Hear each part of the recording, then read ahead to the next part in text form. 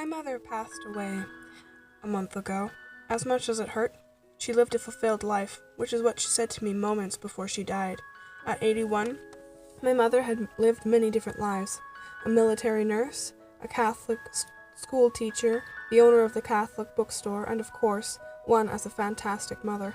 And I said as much at the funeral during my eulogy. But when I watched her casket dip 6 feet under, it still felt unreal to me. I couldn't fathom the world without my mother, just like sometimes I forget that my father died, even though it's been several years. My mom left behind our old family home, which was the same one I grew up in. Being busy with work, I'd been putting off dealing with it. I think a part of me didn't want to sever the last tie connecting me to my childhood, but my brothers and sisters put pressures on me to do just that. I was the only one who lived in the city, so it was my responsibility. So I put the house on the market and scheduled a weekend time to deal with it, when I could. On Saturday, I woke up early to head over to the house. Before I was leaving, I kissed my daughter on the cheek, and she stared at the iPad watching cartoons. "Going to Grandma's, honey. Want to come?" She looked up from the iPad.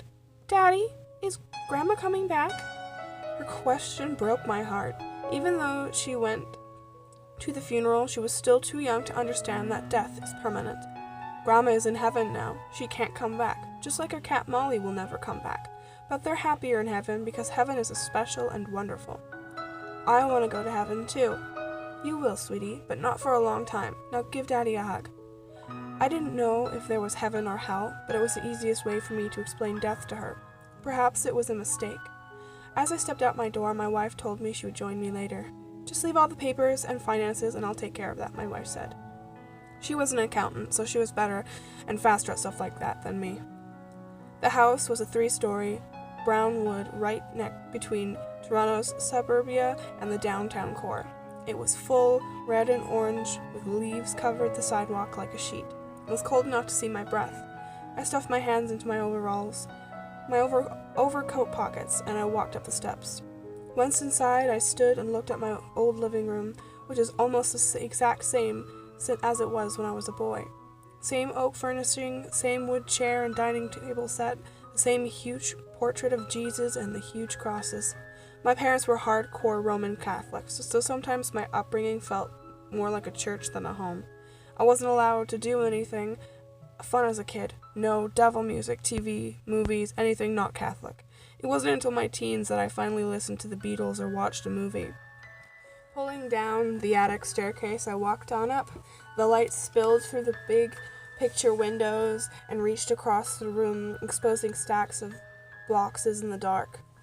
There was no way to walk across the attic without scaling heaps of junk. I dropped 3 boxes closest to me on the floor below the attic and carried them to my old room, which was now a study. I sat on a swivel chair and started going through the boxes. Time passed and the sun shifted through the house. I sorted through full boxes of clothes, religious books, newspapers, religious figurines, forgotten knickknacks, but mostly a lot of junk. After hours of work, I had half the attic cleaned out, and the boxes divided it into different stacks. On the other loose stuff, there was only 1 box left. I stepped up into the attic and grabbed it. After dropping it into the floor below, I took it to my old room. It is then that I noticed it had my name scrawled on to the top. My belly fluttered at the possible contents. I opened the box of nostalgia.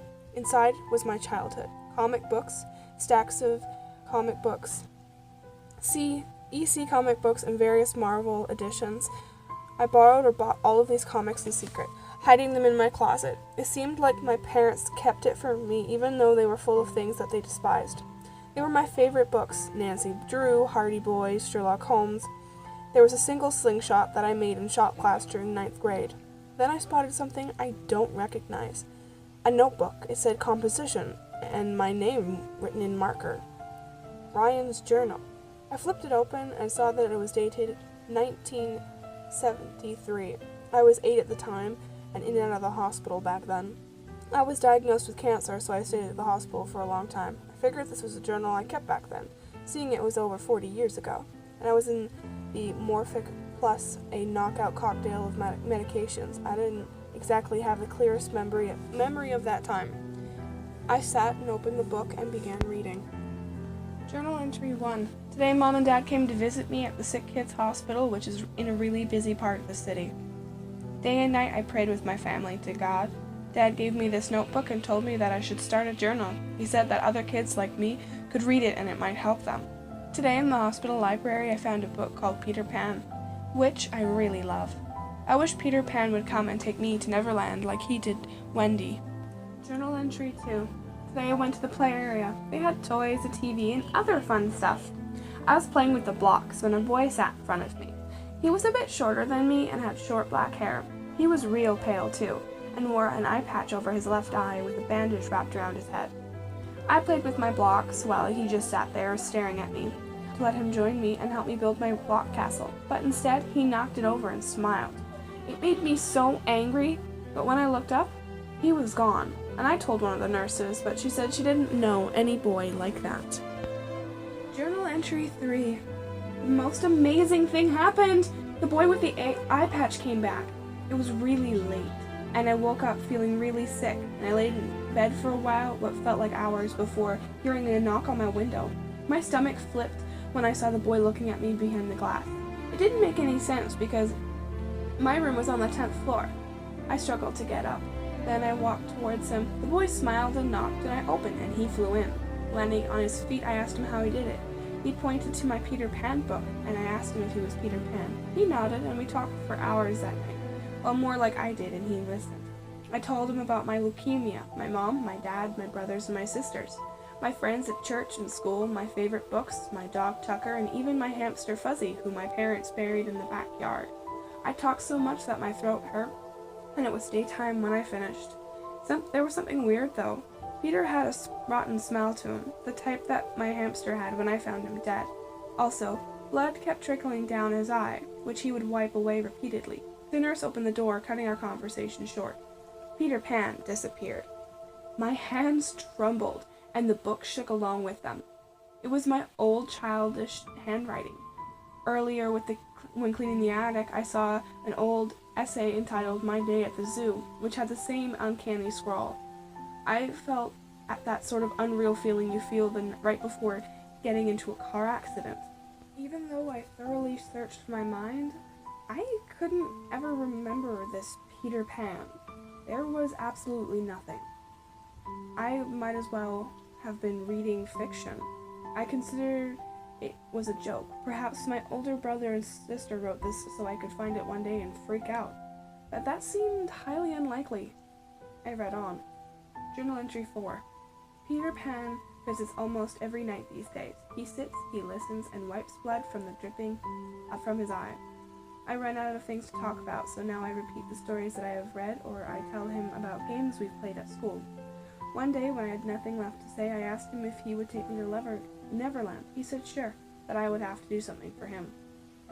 My stomach growled from hunger. I looked up from the journal and my eyes adjusted to the rest of the room. Then there was a noise, and a bang, and 2 boxes came tumbling down. My belly lurched at the sight of a little boy running from behind the boxes and out of the door. Fear, panic, and dread all at once.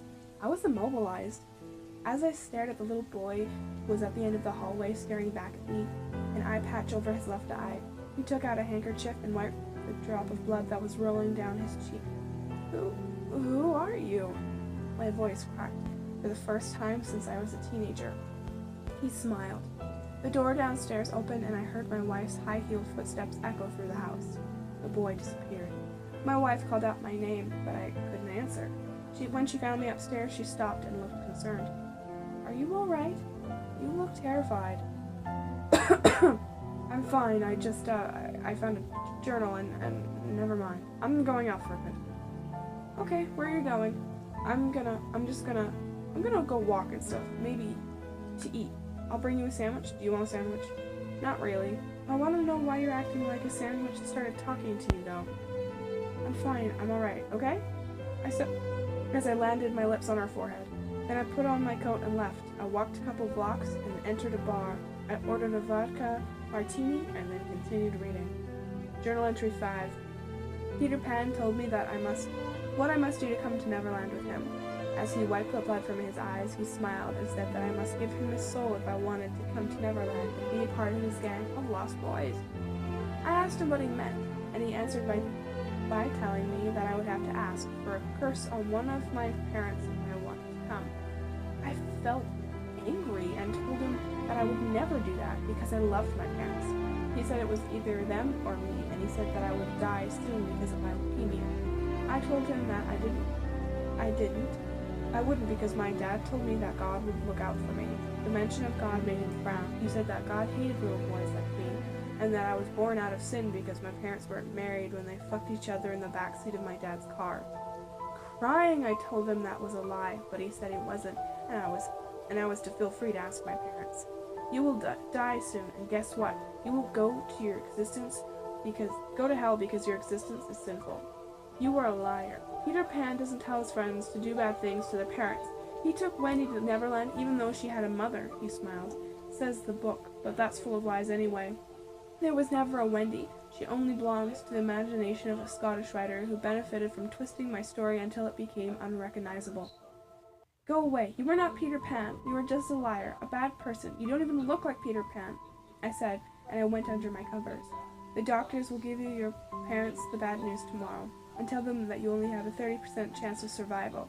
If you want to save yourself from hellfire and instead come to Neverland, I will only help you if you give me a soul. I come up from under my covers and launched a pillow at him, but he had disappeared, so the pillow just bounced off the wall. The beer glass shattered somewhere in a bar, and I looked up from the journal. What I saw made me shoot up. My chair smacked on the floor. For a split second, everyone in the bar stared at me. And then they all looked at Peter. I rubbed my eyes. They were normal adults again, and the only person left looking at me was the waiter who asked if I was alright. I coughed out an answer when I got up and went to the washroom to splash water on my face. And afterward, I went back to my seat and continued reading. Journal entry 6. The next day, my parents came in with the doctor. Before he spoke, I started talking.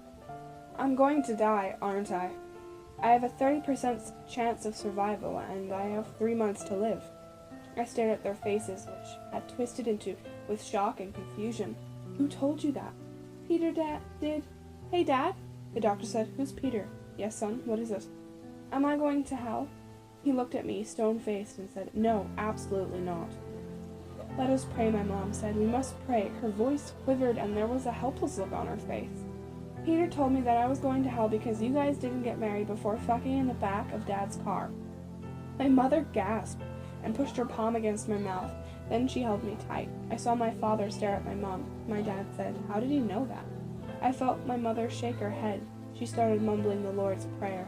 Who is this Peter, a friend of yours? My dad said, his face pale. Peter told me that I was going to die, and he said that you're going to tell me today. He said that if I wanted to go to Neverland with him, I'd have to give him a soul. He wants me to put a curse on you. My mother gasped, and she started to cry. Wait, Peter? Neverland? You're telling me you're speaking with Peter Pan, my father asked. I nodded. Listen to me. Don't ever talk about him. Don't even think about him, my father said. You did the right thing by telling us. Don't worry, I know someone who can take care of this. My parents left the hospital room so they could talk in the hallway.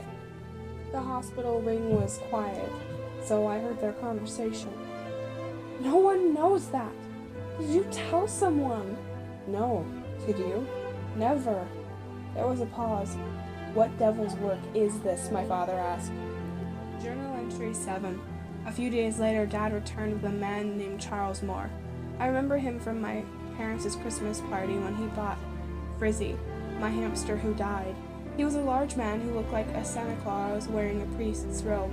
Father Moore messed my hair and started asking me questions about Peter. I told him everything that I told my parents, and Father Moore scratched his beard while thinking real hard. I think I know what's happening here, but I have to go and double check. Until then, do what your parents said. Do not talk to this Peter Pan, because I can assure you it's his imposter. It is? My dad asked. Yes, it is. It sounds like the work of a mischievous demon. For now, take this St. Benedict medal. Go on, hold on to it. Yes, like that. Father Moore As Father Moore blessed the medal, "This shall keep you safe, of course. Your father has taught you prayers, being as devout as he is." "Of course." Father Moore stood up and smiled. "You know your father is an excellent pupil of mine, eager to learn the ways of the Lord. Even wanted to go to Jewett school and become a man of the cloth. But instead I had you," said my father as he pinched my cheek, "and I wouldn't trade that for anything." Father Moore patted me on the shoulder and shook my father's hand. "I'll return tomorrow. Until then, stay safe. Don't worry, I won't leave his sight," my dad said. Entry Journal 8. It was pitch black when I opened my eyes. It wasn't night that surrounded me, it was complete darkness. I called out to my father, but nothing came out. I felt something slimy wrap around my body and constrict it so I couldn't breathe. In my head I heard, "This is cancer, it's killing you, you will die, slowly and painfully. Why do you want that?" I felt the constriction around my body become tighter, and I heard my bones snap, and I felt my rib cage giving in, and I screamed. But nothing came out. When I opened my eyes, I wasn't in pure darkness anymore. I was in my hospital bed, surrounded and covered by giant centipedes. I felt millions of legs moving up and down my body. I heard their overlapping movement as they swarmed me. Giant centipedes covered the ceiling, floor, walls, and my bed. A lone centipede would hang off the ceiling and fall onto my bed with the others. I felt a lump up in my throat, and I felt bile in my stomach hit my throat, and I opened my mouth to vomit. Only out came millions of tiny centipedes. "Put a curse on your parents and this will stop. It doesn't have to be both of them, just pick one." "No!" I screamed internally, and I felt my bed go up and my stomach rise, and I felt like I was falling. I was out of the centipede storm, but instead I was falling through a blue sky. Below me were rolling hills greener than I had ever seen, and 2 large pirate ships in a brilliant blue waters. Peter sat cross-legged when he fell, his face passive and almost bored. "This is Neverland. Don't you want to join me and be a part of my crew of lost boys?" "No!" Peter snapped his fingers and disappeared, leaving me to fall. My legs and arms flailed into a starfish pose. I couldn't control my body as the earth sucked me in. It was almost impossible to breathe. I was freezing, my eyes shut, and I was about to hit the ground and brace myself for impact. Instead, I opened my eyes and I was in a hospital bed. Father Moore leaning over me, chanting in Latin and holding a cross. In the corner of the room, Peter withered around and screamed in agony. Black flames sprawled across his skin, which was sticky blue. Father started shouting his prayer while pointing the cross at Peter. Black smoke raised from Peter's body, and Father Moore yelled, "Begone, demon!" After saying that, Peter turned into dozens of tiny snakes and scattered away. Father Moore exhaled and fell back into the chair. "Damn! Got away." Final entry. After resting, Father Moore explained that the demon was a type of imp that had the ability of mind control. It was malicious in nature, and it liked to toy with its prey for amusement. Sometimes this sort of imp will attach itself for host for years, even decades. Its objective was to collect souls by getting to people to put a curse on their loved ones. Father Moore said I should be safe from the imp's manipulation now that I was through its ruse. I saw through its ruse. For the first few months later, I beat the leukemia, to the surprise of all the doctors. My parents praised God and said that they knew He was on my side. It bothered me, and I wondered why God set such a path for me. When I left the hospital, I looked at all the little boys and girls who might not never recover and muttered under my breath, "There is no God." The waiter approached me and cleared his throat. "Sorry, sir, we're closing." I looked up, and the chairs were stacked on the tables, and the bartender was mopping. "Yes, of course," I said, and I tossed an indiscriminate amount of bills on the table. I walked outside into the night, and my mind spun. When I went home, I hid the book in my safe. Time went by, and I didn't think about it. Like it was, I couldn't.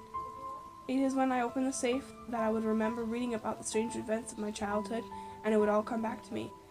When I remembered, I'd see Peter looking in the shadows, popping up in crowds, staring at me, smiling, and wiping blood from his eye. When I didn't remember, I really didn't remember a single thing. Life got in the way, and tragedy struck as my daughter was diagnosed with the same form of leukemia as mine, and an even further tragedy as my wife fell into a mysterious coma. It wasn't until my daughter told me about Peter Pan's promise that I understood why. Thank you guys for watching. I hope you enjoyed the video. Hopefully we'll see you at the next one. Alright, stay savvy.